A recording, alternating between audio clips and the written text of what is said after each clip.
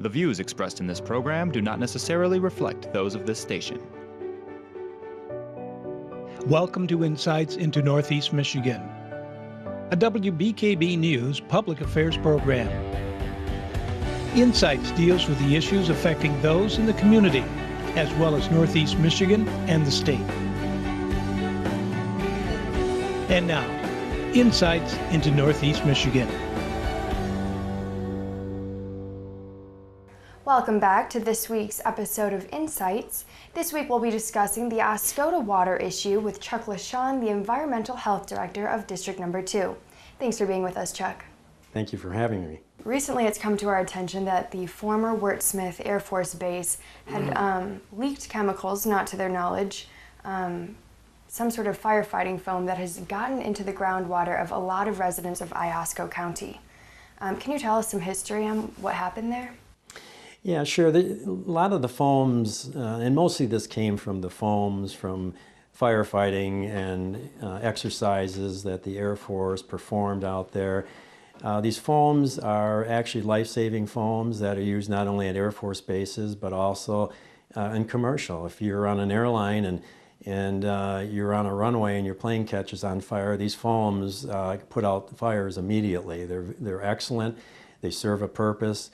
However, back in the 70s, a lot of the testing wasn't available back then to determine that there were issues with them or could be issues with them and getting into the groundwater.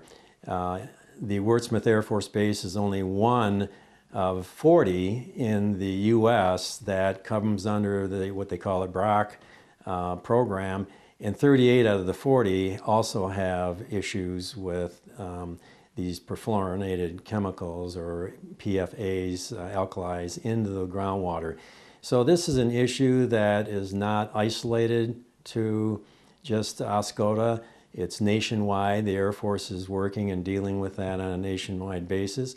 But back in the 70s when this occurred, they continued to use it, and now we know that it's into the groundwater. It is spreading throughout. These plumes have spread throughout an area north and northeast of the Air Force Base, and now we are having to deal with what to do next with them.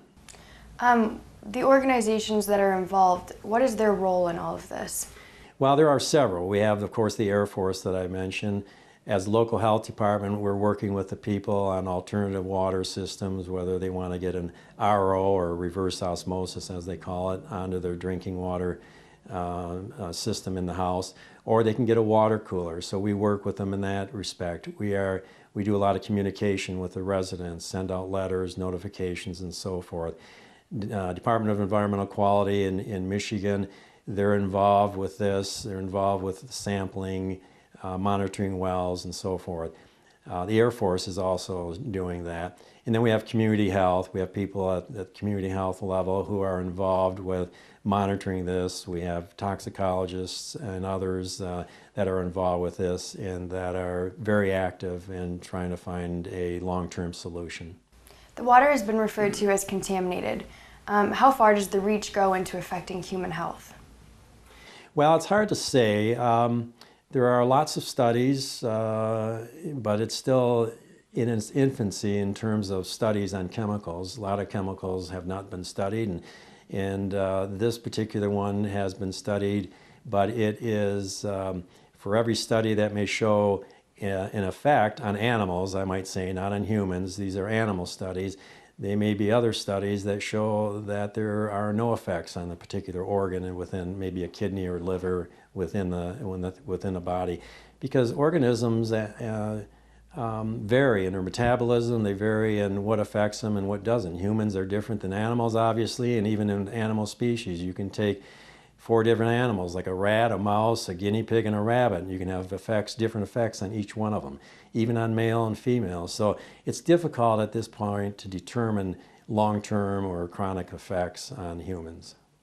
Have the areas of groundwater affected by the contaminants been sort of sectioned off? Do you guys have any idea of what areas are being affected most by this?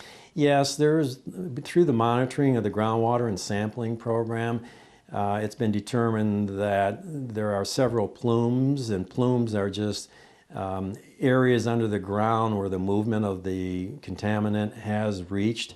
It's gone out as far as Lake Huron. It's affected probably over 300 residences, and we have a pretty good idea where it's at. We're continuing to monitor, however, to see if it's expanding any further than what we currently know. The water is contaminated in that drinking it may be a risk to human health, but what about other purposes for the water? Can we still swim in it, use it to bathe? Oh, absolutely. Consuming it's the only precaution that we are extending at this point, and it is a precaution. We don't know, like I said earlier, that what effects and long-term effects it may have. The number that the EPA came out with, 70 parts per trillion, is a very small number. But at this point, swimming in it, using it for other purposes are fine. It's just consuming it. We have to take a short break, but when we return, we'll talk more about the concerns Chuck has been hearing from residents, as well as the Air Force's response. Stay tuned.